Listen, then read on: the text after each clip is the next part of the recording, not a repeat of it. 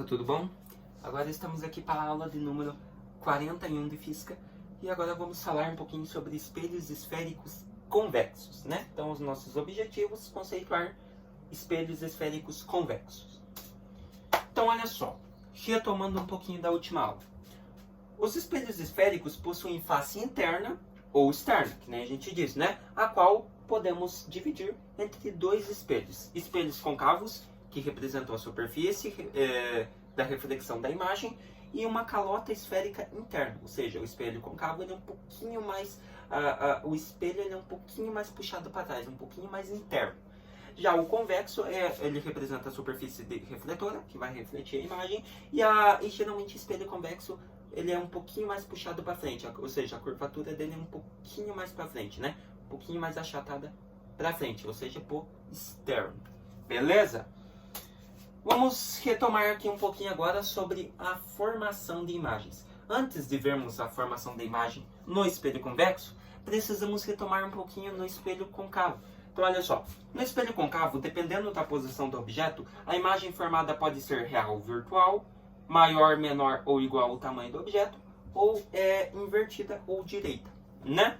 Então, olha só, dessa maneira, se o objeto está localizado sobre o centro de curvatura, ou seja, se o objeto está no centro da curvatura do espelho concavo, a imagem será real, será invertida, no caso de baixo para cima, e igual ao objeto. Ou seja, você observa que se você tem um espelho concavo aqui na tua frente, você está um pouquinho mais afastado dele, ou seja, a sua imagem está bem no centro do espelho, da curvatura do espelho, bem lá no meio. Você observa que a sua imagem será real, será invertida de baixo para cima, no espelho concavo, e será igual ao objeto.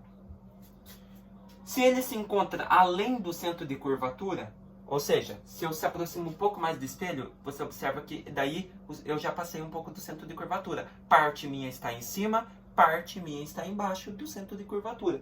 Ou seja, logo você vai observar, se ele se encontra além do centro de curvatura, sua imagem será real, será invertida de baixo para cima e também será menor que você, tá? Então sua imagem será real, será invertida de baixo para cima e será menor que o próprio objeto.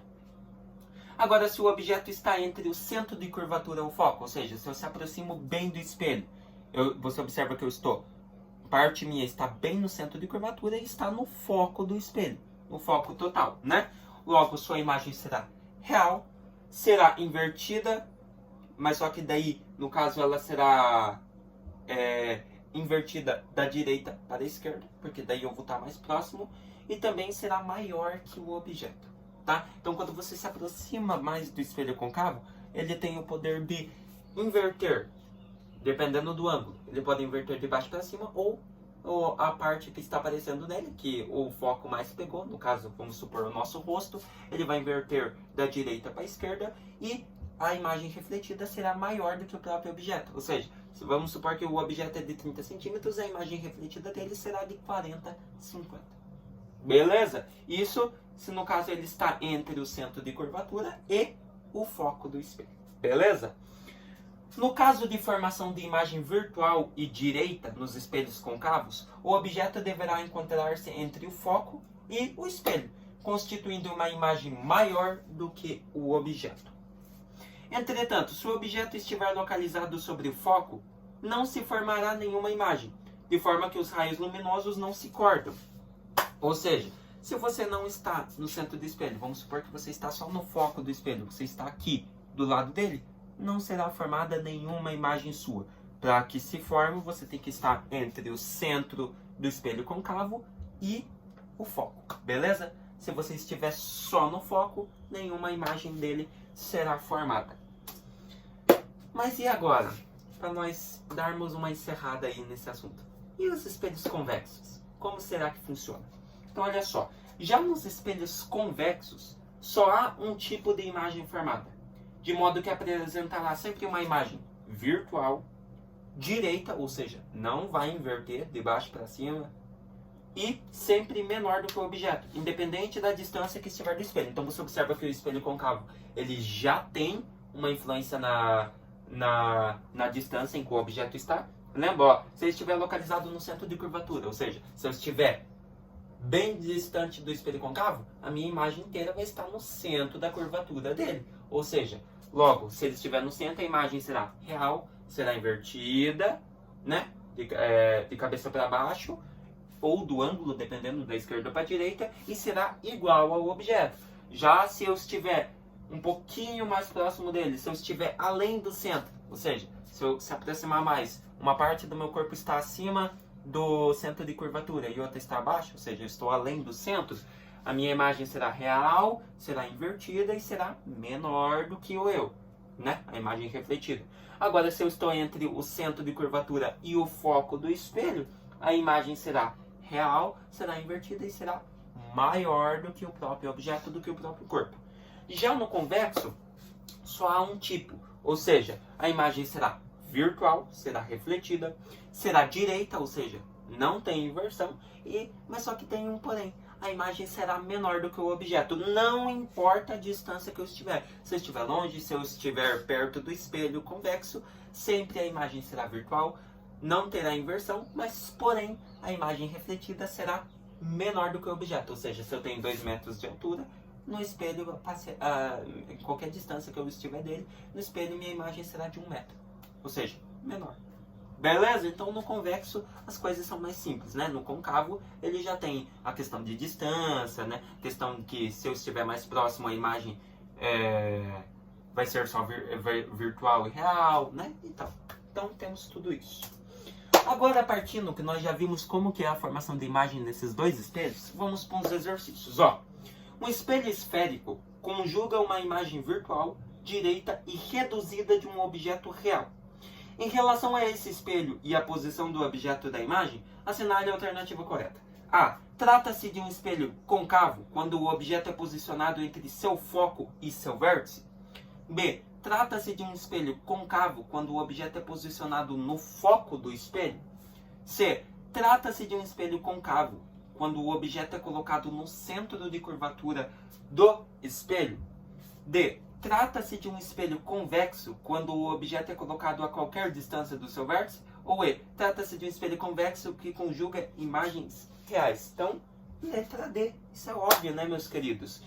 O único espelho capaz de produzir imagens direitas, invertidas e invertidas, né, no caso, é o espelho convexo, independentemente qual a distância entre o objeto e o espelho. Por isso, a alternativa correta é a letra D. Então, o único espelho capaz de produzir imagens direitas, invertidas e menor que o próprio objeto a qualquer distância, que ali eles não colocaram, né? É a letra D, né? Espelho convexo, né? Acabamos de ver ele. Olha o outro aí. Julgue as afirmações feitas acerca de formação de imagens por espelhos esféricos concavos e convexos. Então aqui ele quer saber quais dessas aqui são verdadeiras. Então olha um. Espelhos concavos podem conjugar imagens reais e virtuais? Sim, podem. Todo espelho convexo conjuga imagens virtuais? Sim, é o único espelho com capacidade de produzir imagens virtuais, invertidas e menores que o objeto. 3. Quando um objeto é colocado diante de um espelho côncavo a uma distância maior que seu centro de curvatura, a imagem formada é real, invertida e reduzida? Exatamente. Lembra que eu falei quando você está além do centro de curvatura, a sua imagem ela será real, porém será invertida e será reduzida, ou seja, menor que o objeto. Quando você passa um pouquinho além do centro de curvatura, né? Uma parte do seu corpo está além, para cima, ou está além para baixo. Então, sim. 4. Quando algum objeto é posicionado à frente de um espelho côncavo, exatamente em seu foco, os raios de luz refletidos pelo espelho não se cruzam? Exatamente o que eu falei. Se você não estiver no centro de curvatura, somente no foco do espelho, nenhuma imagem é formada. Ou seja, não tem cruzamento, né, de raios de luz refletidos no caso. Então, são verdadeiras 1 e 2, 1, 2 e 3, 2 e 3, 1, 2 e 4, ou todas as afirmativas? Letra E, né, meus queridos? Todas as afirmativas. Então, de acordo com o nosso artigo sobre espelhos esféricos, né, nossas aulas, todas as afirmações estão corretas. Portanto, letra E. Beleza? É isso aí, galera. Então, o que nós vimos hoje? Hoje encerramos os assuntos de óptica com espelhos esféricos convexos, tá?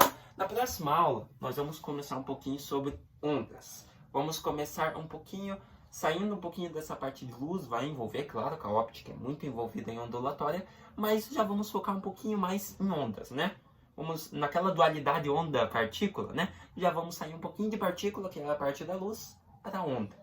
Beleza? Então, espero que vocês tenham gostado dessa aula, entendido. Aí essa parte de espelho convexos e concavos é um pouquinho confuso mesmo, essa parte é um pouquinho difícil, mas só ir assistindo aí, pegando o jeito que você consegue fazer tudo sobre essa parte, tá bom? Se vemos na nossa próxima aula falando aí sobre ondulatório. Até mais!